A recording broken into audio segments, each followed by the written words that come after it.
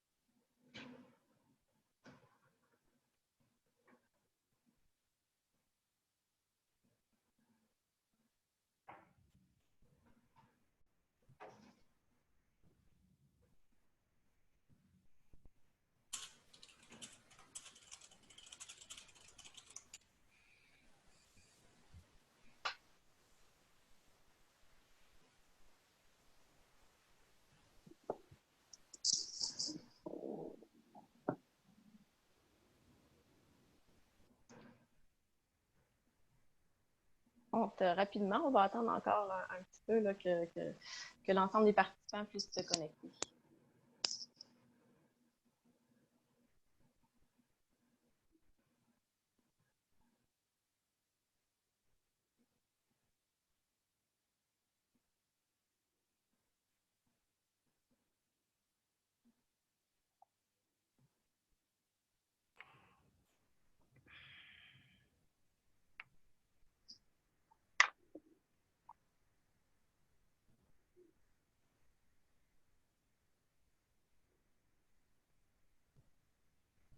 Donc, je crois qu'on va y aller. On va démarrer.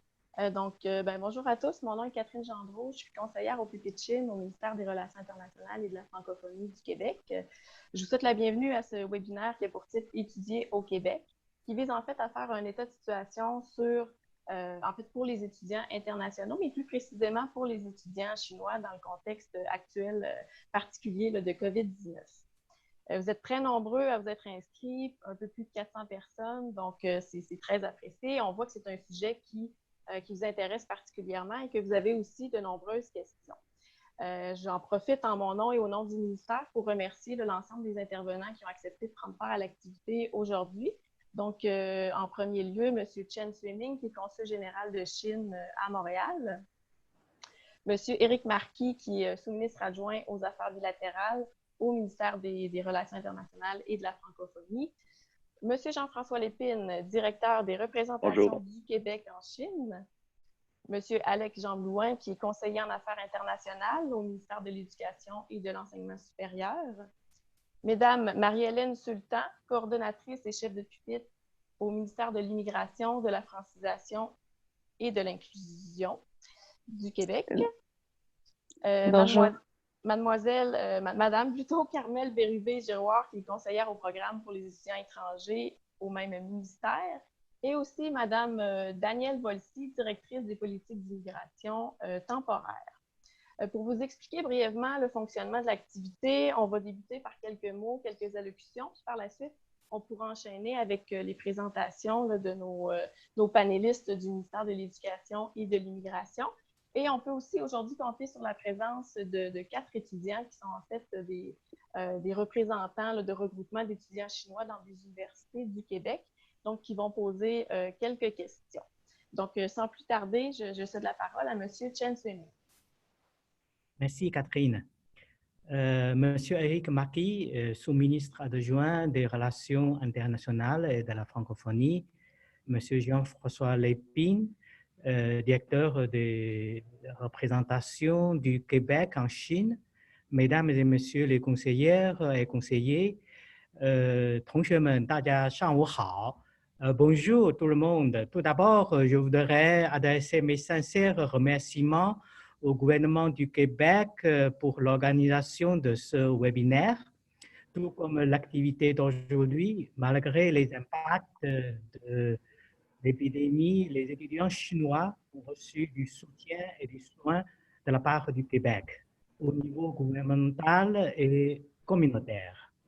Ces derniers temps, grâce à vos efforts, la courbe épidémique s'aplatit graduellement. ce qui est encourageant pour nos étudiants et les habitants du Québec. Je voudrais également profiter de cette occasion pour exprimer mes remerciements à tous ceux en première ligne. Et maintenant, permettez-moi de dire quelques mots en chinois à nos étudiants。大家好，很高兴呢，在这个特殊时期呢，与大家以这种特殊的方式呢见面。今天呢，总领馆和魁北克国际关系厅、高等教育厅和移民厅一起呢，举办面向在魁留学生的一场这个交流会，解答现阶段各位同学在学习、生活、签证等各方面的一些问题。最近呢，加拿大疫情呢曲线呢趋缓，和魁省呢也逐步恢复社会经济、教育活动。在这次抗疫斗争中呢，同学们积极支持国内捐款捐物。在魁北克抗疫进程过程中呢，同学们也非常好的遵守了当地政府的抗疫令，积极投身了志愿服务。中国新一代青年自信、团结、有担当的这么风貌啊，我为大家感到自豪，也衷心的向大家表示感谢。同学们，祖国和亲人们呢，这个无时无刻不牵挂你们的安全和健康，保护领区内中国公民的生命安全和身体健康，是总领馆工作的重中之重。自年初疫情爆发以来，我约见了魁北克卫生厅厅长，同魁省的外事、卫生、教育、警察等部门呢保持密切的联系，要求他们呢全力保障好咱们中国公民的，包括留学生的安全和健康。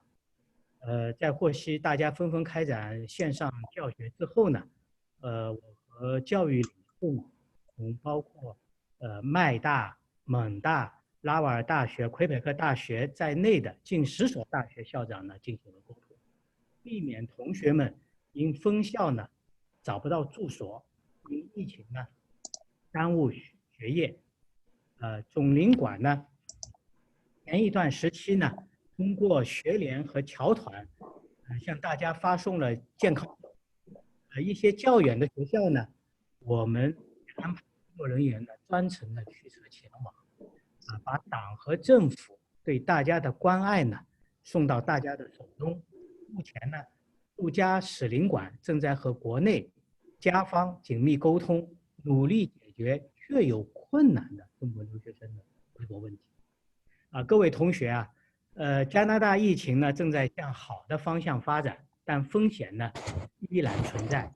希望大家一是防疫意识呢不能松懈，尽全力呢做好自我防护，减少呢不必要的外出或者旅行，避免呢交叉感染风险。留学人员之间呢也希望大家互相帮助，共克时艰。二是安排好自己的学业。这次疫情呢，对国家是大考，对我们每一位学子来说呢，也是一次非常难得的历练。目前呢，全球疫情仍在蔓延，各国出入境签证政策呢，随时可能发生变化。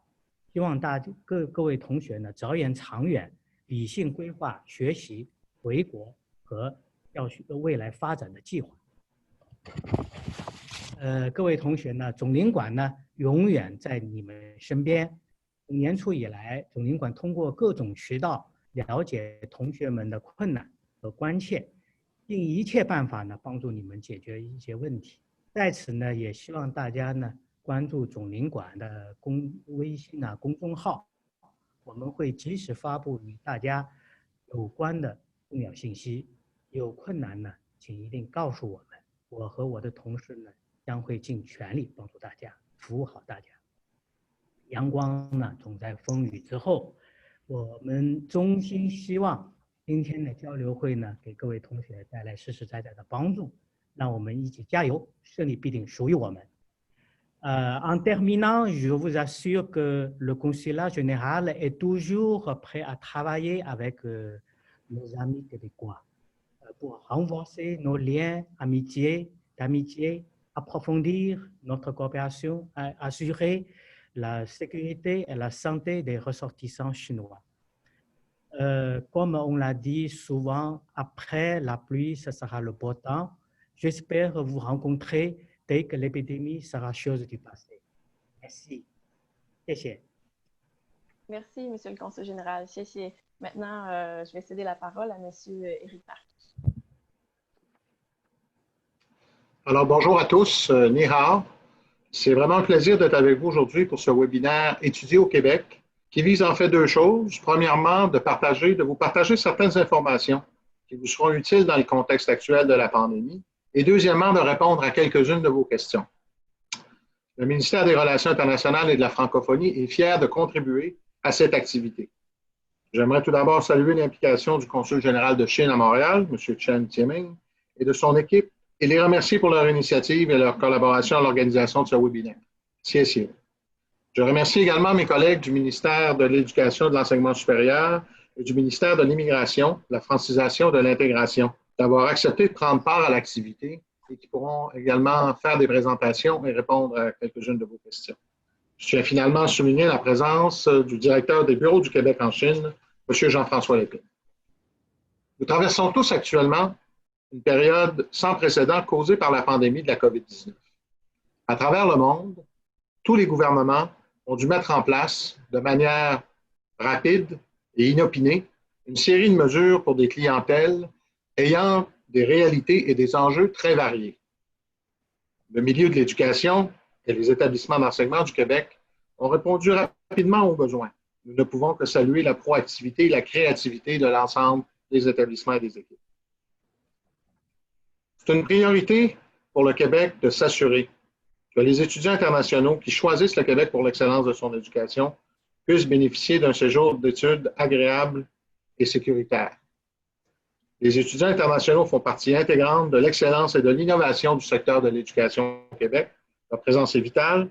Elle contribue à l'internationalisation des établissements d'enseignement, de même qu'à la société québécoise plus largement. À plusieurs endroits à travers le monde, les manifestations se sont tenues pour dénoncer des actes de racisme et prôner une plus grande tolérance et une meilleure inclusion sociale. Dans cette optique, le gouvernement du Québec condamne tout acte de discrimination ou de racisme et c'est par l'éducation et les échanges mutuels que nous pourrons vaincre ces comportements. Je le répète, vous êtes les bienvenus au Québec. Cela fait plus de 40 ans que le Québec et la Chine ont signé une entente en matière d'éducation. Nous la décrivons souvent comme la pierre d'assise de nos relations. Vous êtes nombreux à vous intéresser chaque année au Québec et vous contribuez à la richesse des liens qui unissent notre province à votre pays. À l'automne dernier, vous étiez plus de 6 500 en provenance de la Chine à être inscrits dans un établissement d'enseignement québécois et ce nombre n'a cessé d'augmenter à travers les années. Les étudiants chinois représentent le deuxième plus important contingent d'étudiants internationaux. Ce faisant, vous contribuez activement aux échanges académiques et scientifiques entre le Québec et la Chine, mais également par votre présence et votre implication, vous enrichissez les échanges culturels et participez à la vitalité économique et sociale du Québec. Les derniers mois de confinement ont été difficiles et remplis d'incertitudes. À l'aube d'une reprise prudente et graduelle de nos activités, nous pouvons entrevoir la suite des choses avec optimisme, mais tout en demeurant vigilants, bien entendu. Vous représentez la jeunesse, la créativité et par le fait même l'avenir. Votre implication et votre adhésion à tous ces changements affectant le milieu de l'éducation au Québec, mais aussi partout dans le monde, sont sans contredit une condition essentielle de succès. Au terme de cette activité, j'espère que nous aurons su répondre à certaines de vos préoccupations et je vous réitère l'appui du gouvernement du Québec dans le but de rendre votre séjour d'études au Québec le plus enrichissant possible. Merci à tous. Bonne journée. Merci, M. Marquis. Donc, je vais céder maintenant la parole à M. Jean-François Lépine. Merci beaucoup, Catherine, et merci, Catherine, pour mener cette discussion-là et avoir organisé avec toute l'équipe du ministère des Relations internationales, avec l'aide de M. Wang aussi du consulat général, M. Wang Yunhao, donc d'avoir rendu possible cet événement. Cher Monsieur le Consul général, cher Éric Marquis, chers collègues des ministères de l'Immigration et de l'Éducation, Zhongguo Tongsemen, Dajia Zhao Shanghao, 作为魁北克政府驻中国的代表，我很高兴你们能参加今天早上的网络交流会。对我们来说，跟在魁北克留学的中国学生保持友好关系是很重要的。Comme Éric Marquis l'a mentionné, pour nous, les diplomates québécois qui travaillons dans le réseau des bureaux du Québec en Chine, convaincre le plus grand nombre d'étudiants ou de jeunes Chinois de venir ici étudier dans nos universités, c'est un aspect important de notre travail. Parce que quand vous choisissez de venir ici, vous apportez avec vous une partie de cette grande culture chinoise et surtout une partie de votre savoir. Et c'est très important en termes de collaboration entre nous. Because by choosing to study here in Quebec, you bring to us part of your great culture as well as your knowledge. And I often say that when you go back to your country after having spent years living and studying in Quebec, you become our best ambassadors in China. Je dis souvent aux jeunes Chinois diplômés de nos universités québécoises que je retrouve en Chine, qui sont nos meilleurs ambassadeurs, nos meilleurs partenaires en Chine, parce qu'ils nous connaissent bien, ils savent qui nous sommes, ils connaissent notre culture et ils peuvent ainsi nous aider à établir de meilleures relations avec la société chinoise. Il est donc très important pour nous que vous soyez bien ici pendant vos études. Et c'est pour cela aujourd'hui qu'en collaboration avec votre consulat général à Montréal, nous avons organisé cette session d'information sur le web. Donc, merci tout le monde d'être en ligne et bonne rencontre. Merci, M. Lépine. Donc, on va maintenant enchaîner avec la présentation de M. Jean Blouin du ministère de l'Éducation et de l'Enseignement supérieur.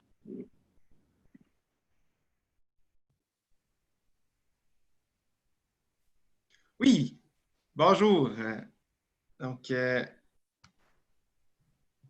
Parfait, vous allez voir la présentation. Excellent. Donc, bonjour à tous. Bienvenue. Donc, comme j'ai été présenté rapidement, je m'appelle Alex Jean Blouin, je travaille au ministère de l'Éducation et de l'Enseignement supérieur. Peut-être, je ne sais pas si c'est moi, Olivier, qui a le contrôle du PowerPoint ou… Non, c'est moi. Une petite, on peut y aller, j'ai une slide de présentation, s'il te plaît. Donc, je suis conseiller en affaires internationales à la direction des relations canadiennes et internationales au ministère de l'Éducation et de l'Enseignement supérieur. Donc, je m'occupe de ce dossier là, avec mes collègues au niveau transversal, au niveau de l'éducation, mais aussi, surtout, je suis en responsabilité territoriale de l'Asie. Donc, de concert là, avec Catherine, Carmel et Marie-Hélène, mes collègues qui sont ici, ainsi que tout directeur et sous-ministre adjoint, on travaille là, à améliorer les liens avec l'Asie, particulièrement la Chine, tel qui a été présenté par M. Marquis. C'est la plus grande population étudiante là, que nous avons au Québec et nous en sommes bien contents et nous souhaitons que ça continue d'augmenter nos relations dans ce domaine. Donc, tout d'abord, je voudrais faire là, dans ces temps incertains un peu un état de situation avec vous. Je ne vous cacherai pas que c'est vraiment à géométrie variable. Donc, il y a plusieurs choses qui peuvent être différentes d'endroit en endroit. Mais je vais vous donner l'information la plus à jour que nous avons. Donc, comme certains d'entre vous le vivez peut-être, le savez peut-être, il y a certains établissements d'enseignement qui ont déjà commencé à faire une réouverture de leur campus depuis le début mai. Donc, pour ce qui est de la poursuite des activités nécessaires avec une présence physique, donc notamment la recherche et les activités de laboratoire. Bien sûr, comme partout ailleurs au Québec, dans tout type de rassemblement d'activités extérieures ou intérieures, les établissements doivent s'assurer de respecter les mesures d'hygiène qui sont prescrites par la Direction de la santé publique du Québec, donc la DSPQ.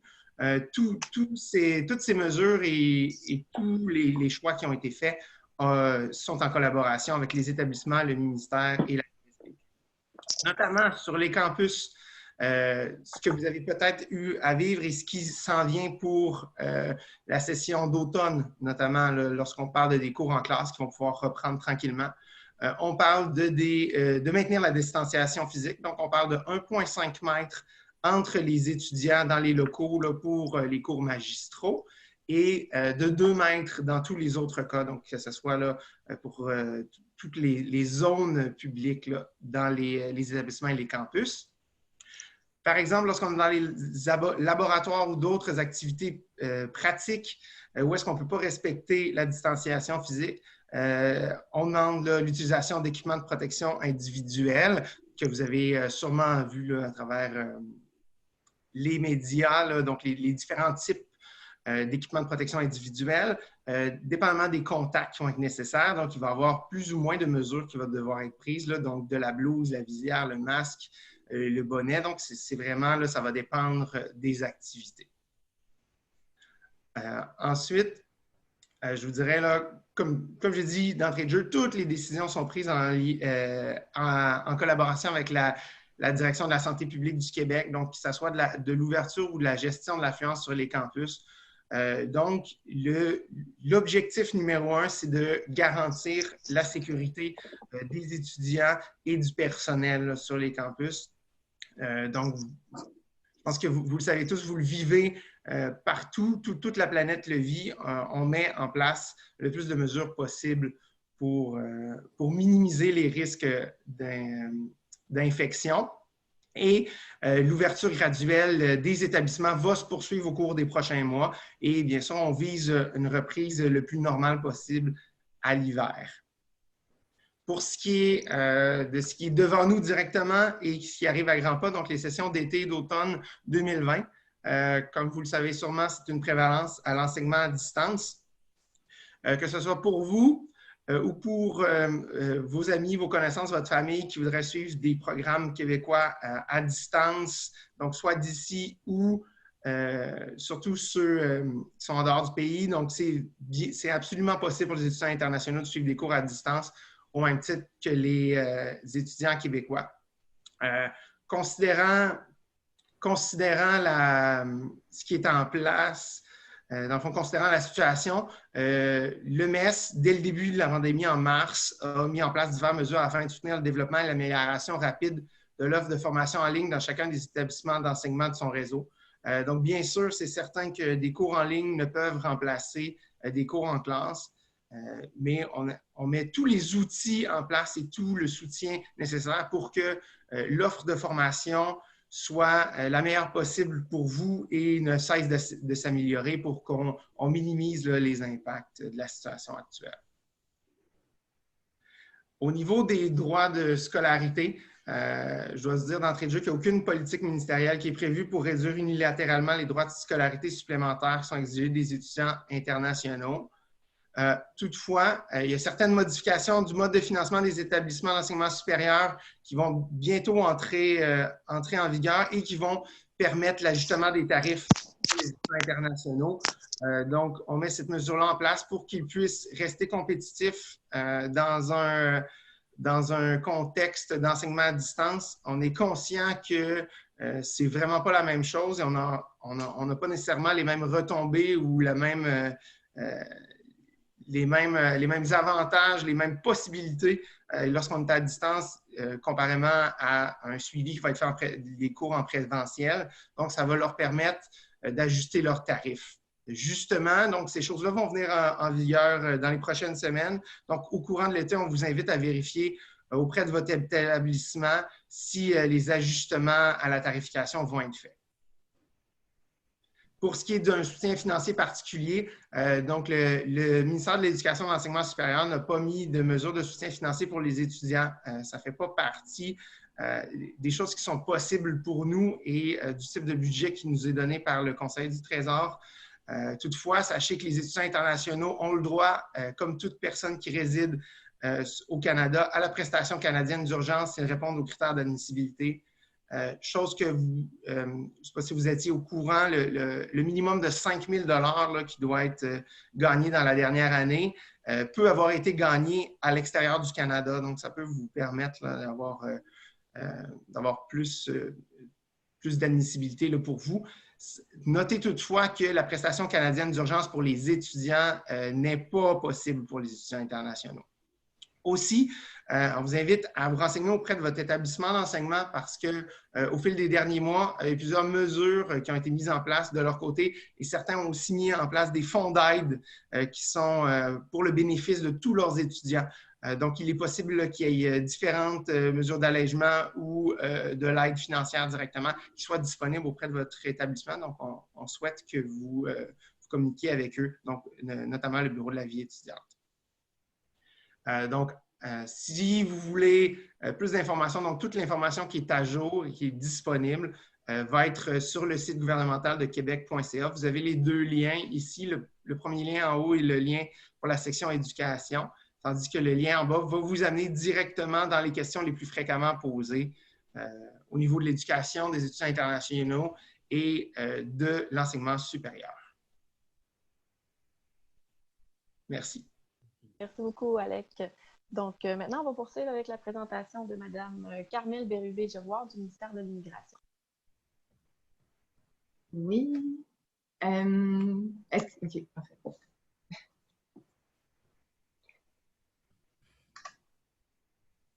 Parfait. Donc, bon, tout le monde m'entend bien? Oui. Alors, bon, OK. Voilà, Carmel Bérubé-Giroir, conseillère au programme des étudiants étrangers au ministère de l'Immigration, de la Francisation et de l'Intégration. Ça me fait plaisir d'être avec vous pour discuter des mesures qui ont été mises en place par le ministère dans le cadre de la COVID-19. Je suis accompagnée de Marie-Hélène Sultan, chef de pupitre ASI et coordonnatrice, et de ma gestionnaire, Danielle Volsi, directrice des politiques d'immigration temporaire. Alors, voilà, ça va être une brève présentation sur laquelle je vais enchaîner. Par contre, on a un avis à faire. C'est sûr que ça change beaucoup. Les mesures évoluent rapidement dans le contexte actuel. Alors, on vous invite à consulter la page web. On a mis une page COVID sur le site web du MIFI où on met toutes les mesures, toutes les dernières mises à jour concernant les mesures mises en place, tant par rapport aux étudiants étrangers que par rapport à la francisation, au parcours d'accompagnement. Donc, n'hésitez pas à aller voir sur notre site web vraiment pour être au courant de toutes les dernières informations qui concernent le ministère. Voilà. Alors, bon, plan de présentation, brièvement, on va aborder le traitement des dossiers, le dépôt électronique des documents, le règlement qui prolonge des certificats d'acceptation du Québec pour études et le report d'un début de programme de la session d'été à la session d'automne. Puis, je vais aussi mentionner le centre de contact clientèle du ministère. Donc, voilà. Alors, on sait que vous êtes très préoccupés par les délais de traitement des dossiers de sélection temporaire pour études. Sachez qu'on n'a jamais arrêté le traitement. Ça se poursuit. On a mis tout ce qu'on pouvait en place pour accélérer le traitement, mais c'est sûr qu'il y a des délais à prévoir vu les circonstances. Par contre, c'est sûr que les mesures qu'on a mises en place visent justement à réduire les impacts négatifs sur les étudiants étrangers. Ici, on mentionne, bon, tous les documents exigés doivent être inclus dans la demande. Pour répondre au contexte, on accepte les copies. En fait, ce n'est pas de façon provisoire, là. C'est vraiment, mais à partir de maintenant, c'est possible d'envoyer des copies des documents que vous avez à soumettre à votre demande. Par contre, c'est important de garder les originaux avec vous parce que le ministère peut vous les demander à n'importe quel moment. Également, on vous encourage à faire vos demandes de renouvellement d'autorisation au moins 3 mois à l'avance pour être sûr que vous receviez vos documents dans les délais. Voilà. Donc, une des premières mesures qui a été mise en place, en fait, le ministère travaillait déjà sur le dépôt électronique des documents, mais c'est sûr que on a accéléré les travaux dans le contexte de la COVID pour faciliter les démarches. Alors, maintenant, en fait, tous les documents de preuve que vous avez à soumettre avec votre demande de sélection temporaire pour études, comme lettre d'admission, copie de passeport, bien, tout ça, vous pouvez les déposer désormais de façon électronique sur la plateforme Arima. Avant, vous deviez les envoyer par la poste. Mais maintenant, en fait, une fois que vous avez rempli votre demande, vous devez toujours remplir votre demande de sélection temporaire pour études sur le site du ministère. Puis, ensuite, vous allez suivre les indications qui vont vous diriger vers la plateforme Arima où vous allez pouvoir déposer vos documents, lettre d'admission, passeport et compagnie. Si vous souhaitez quand même envoyer vos documents par la poste, il vous est toujours possible de le faire. Par contre, c'est sûr que là, il y a des délais postaux particulièrement en ce moment qu'on souhaite éviter, d'autant pour vous que que pour nous. Alors, on encourage vivement l'utilisation de la plateforme Arima pour déposer vos documents. Voilà. Ouais. Bon, une autre mesure que le ministère a mise en place, c'est le règlement qui vise à prolonger automatiquement les CAQ pour études qui expirent entre le 30 avril et le 31 décembre 2020. Alors, si votre CAQ expire entre le 30 avril et le 31 décembre 2020, il va être prolongé automatiquement jusqu'au 31 décembre 2020, sans que vous ayez à faire des démarches supplémentaires, sans que vous ayez à défrayer les droits exigibles. Par contre, c'est sûr que ça ne s'applique pas si vous souhaitiez poursuivre vos études au-delà du 31 décembre 2020. Vous devez renouveler vos autorisations et faire une nouvelle demande de sélection temporaire pour études. Si vous êtes visé par la prolongation, donc si votre CAQ expirant entre le 30 avril et le 31 décembre et que vous aviez déjà déposé une demande pour renouveler vos autorisations, vous allez être remboursé le 116 $ que vous avez déboursé lorsque vous avez fait votre demande. Voilà, on peut aller à la prochaine qui dit en fait que ça, c'est une mesure qui a été mise en place par le Québec et qui vise uniquement les CAQ. Donc, vous devez quand même vous assurer de renouveler votre permis d'études auprès du gouvernement fédéral. Ça, c'est très important parce que c'est ça, la prolongation vise uniquement les CAQ. Mais vous allez pouvoir utiliser votre CAQ qui est expiré, mais qui est toujours valide, comme base pour faire votre demande pour votre permis d'études.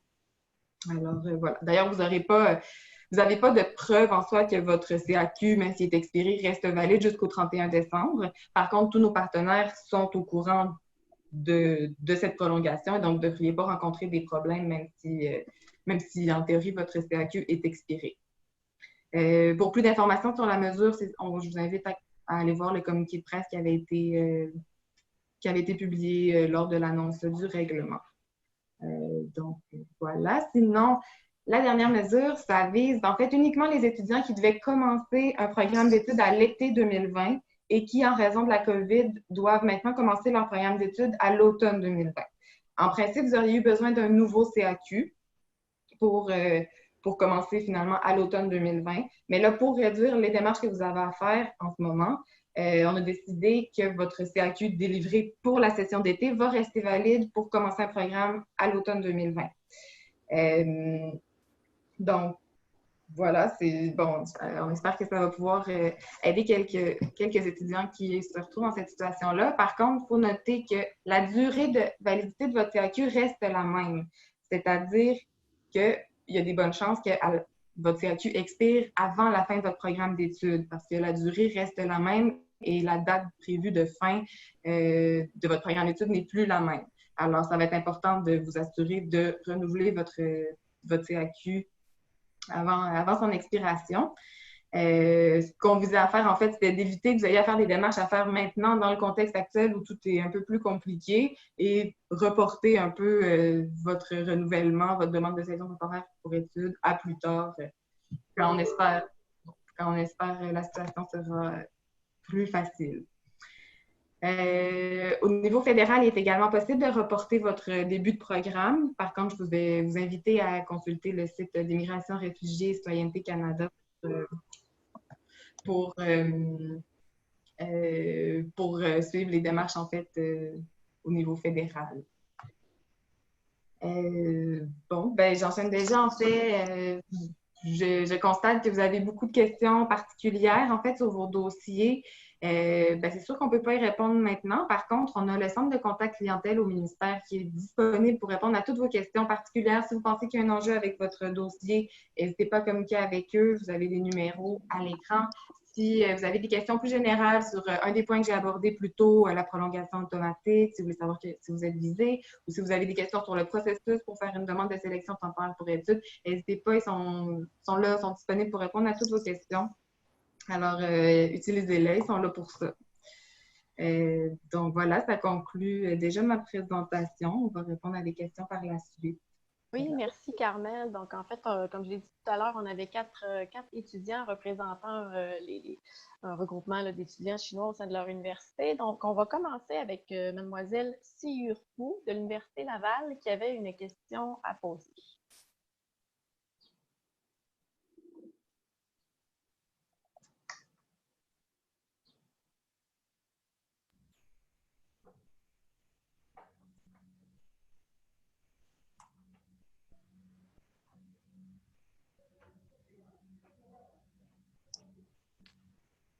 Olivier, je ne sais pas si les micros et tout ça sont fonctionnels. J'ai demandé d'activer son micro pour l'instant. Ah, Parfait. est-ce que vous m'entendez? Oui. Oui, OK.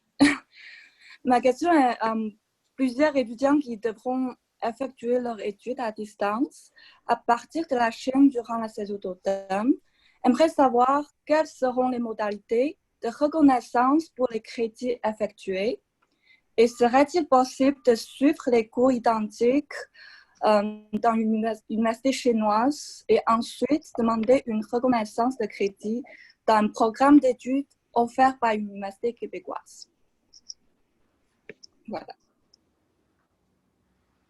Oui, donc, excellente question. Dans le fond, je vous dirais, là, la reconnaissance, oui. Ah, est-ce que ça... OK, ça fonctionne toujours, ça a gelé sur mon écran. La reconnaissance des diplômes, des compétences et des crédits est une compétence exclusive des universités et même quelquefois des facultés là, des différentes universités. Donc, c'est certain qu'il n'y a pas de garantie possible si vous suivez complètement un autre cours inscrit dans une université chinoise que tous vos crédits soient reconnus. Toutefois, ce qui est possible de faire, c'est de débuter un programme d'études dans une des universités québécoises et le faire à distance. Donc, avec eux, il y a plusieurs étudiants internationaux qui vont devoir débuter leur programme d'études comme ça. Donc, en étant déjà inscrit avec eux, donc vous avez l'assurance que tous vos cours vont être reconnus puisqu'ils vont être donnés par eux et que vous allez pouvoir continuer là, en présentiel votre programme d'études dès que ça va être possible. Donc, on élimine la possibilité qu'il y ait des crédits qui ne soient pas reconnus. Sinon, je vous dirais qu'il faut vérifier à la pièce avec les établissements québécois. Donc, c'est pour ça que je vous suggère là, de tout de suite, ou je suggère aux étudiants qui vont commencer à partir de la Chine de s'inscrire déjà dans le programme de leur choix auprès d'universités québécoises pour garantir qu'il n'y ait aucun problème avec la poursuite de leur programme, donc le continuum. D'accord, merci. Merci Alec et merci Mme Pro pour votre question. Donc, seconde question de Mademoiselle Mang Shorhangbu de l'Université McGill. Je crois que c'est une question qui était en anglais. Thank you. Good morning. 各位领导老师们早上好. My name is Chloe Du, so I'm going in my third year at McGill studying political science. My questions are as follows. Do you expect the academic activities, either lab courses, seminars, and/or lectures, will start happening progressively on campus during fall semester 2020? Can we expect a return to normal for winter semester 2021? So if international students like us were unable to come back in person in January for the winter semester due to issues in buying air tickets or housing problems, will we be provided an alternative remote learning medium that is extended from the fall semester? Thank you. All right. Thank you for your question. So regarding the first part, I would say that as I touched briefly in the presentation, some schools have started have restarted the activities in presence. So it will ramp up in the following months. As you know, there's a lot of measure to respect. So there's still going to be some physical distanciation. We're talking about 1.5 meters for academic lessons and 2 meters when possible for labs and any practical activities. If those are not possible, mainly for labs, there'll be some you'll have to wear some different forms of individual protection equipment. It is absolutely, as a government, we really want the activities to start at normal as soon as possible. So it is our goal that everything will ramp up, and it is our goal that as much as possible, everything will be back to normal for the activities in winter. So there'll still be some measure for public health to respect. but we want every activities to be possible by being there. For your second question, I think it's also a great subject. So a lot of students will want to go back home for the winter holidays. The first thing to remember is that all the schools in Quebec have your success at heart. So of course they will be able to give you alternative, so you can keep learning, keep being engaged with your study program, with your university, your school. But you have to make sure there is something, you have to make sure with them that it's something that's going to be okay. Since they have autonomy on that level, it's really to each school will put in place different measures. So my best suggestions to you and to you all that want to leave before for the winter holidays is to just check with your faculty members, with your student life bureau, registraria, everything at your school, just to make sure that if something happens, you're covered. I'm really positive that they will take care of you, but the best thing to do is to check in advance, just to be sure. Okay, thank you very much. Pleasure. Donc, troisième question d'une étudiante de l'Université de Montréal, mademoiselle Xin Lan Wu. Bonjour tout le monde, je suis Xin Lan Wu de l'Université de Montréal. J'ai eu une question par rapport au programme d'expérience québécoise. Alors, la nouvelle politique va exiger 1 an de travail avant de pouvoir postuler pour le certificat de section du Québec. Et les finissants de cette année pourraient voir leur permis de travail expirer durant leur demande de résidence permanente. Donc, pour les finissants qui souhaiteraient maintenir la politique précédente du PEQ, Programme d'expérience québécoise, serait-il possible de le faire? Merci beaucoup.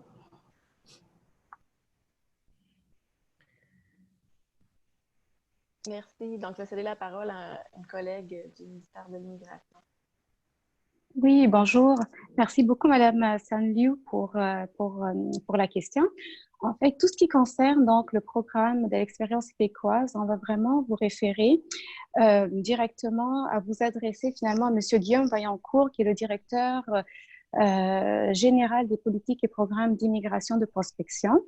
De plus, si vous avez des commentaires à formuler par rapport à ce règlement, on vous demande donc de le faire parvenir par écrit à M. Owen John Pitt, qui est notre sous-ministre adjoint à l'immigration et à la prospection. Carmel va d'ailleurs inscrire dans le chat les adresses courriels de ces personnes afin d'adresser vos demandes ou vos commentaires. Est-ce que vous m'entendez? Oui, très bien. Parfait.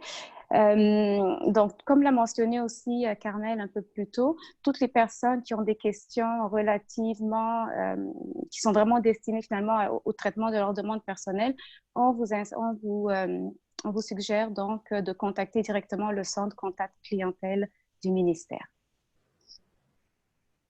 Merci, Marie-Hélène. Donc, une dernière question avec M. Bei Guangqiu, étudiant à l'Université de Sherbrooke. C'était une question en anglais, je crois. Hello. Good morning, Consul General Chen. Good morning, all participants. Thank you for explaining these issues for we concerned.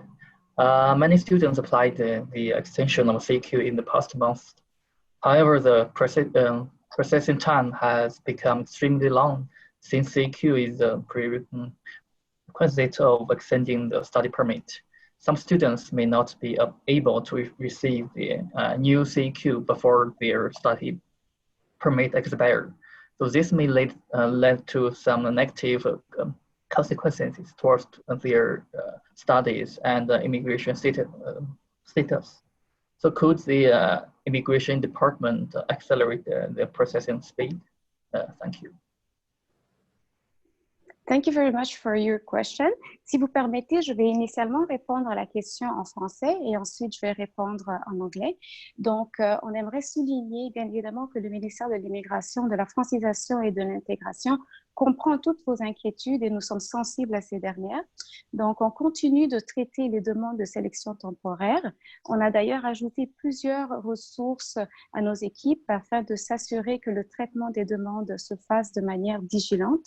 Ceci dit, nous sommes tout à fait conscients qu'il y a certains délais supplémentaires en raison donc de la pandémie. So thank you very much for your question. I just want to mention that we at le ministère de l'Immigration, de la francisation et de l'intégration, we are very conscious of that concern and are sensible to that matter. We want to reassure all of you that we are processing the application for selection of temporary stay.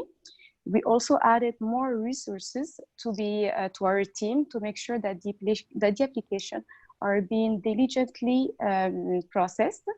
That being said, we do know that the current situation due to the pandemic crisis causes further delay. Thank you.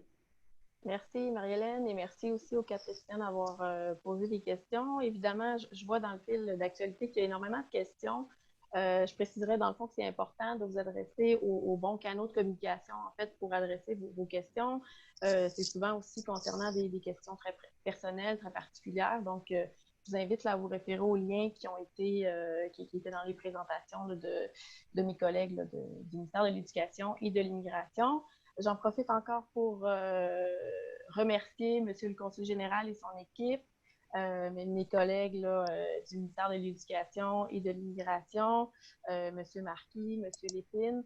Donc, en fait, je crois qu'on a quand même réussi à bien couvrir plusieurs aspects aujourd'hui. Donc, j'espère qu'on a aussi réussi à répondre à quelques-unes de vos questions. Donc, je vous souhaite une excellente journée. Merci. Merci. Au revoir. Merci. Merci beaucoup.